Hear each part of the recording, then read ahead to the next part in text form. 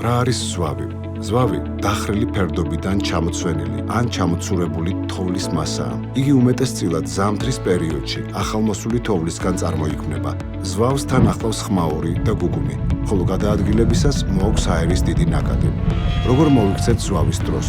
თუ იმყოფებით ზვავს საშიშ ზონაში, ყურადღება მიაქციეთ ზვავის წარმოქმნის ნიშნებს, ჩამოცვენილ თოვლს, ხმაურს და ასე შემდეგ.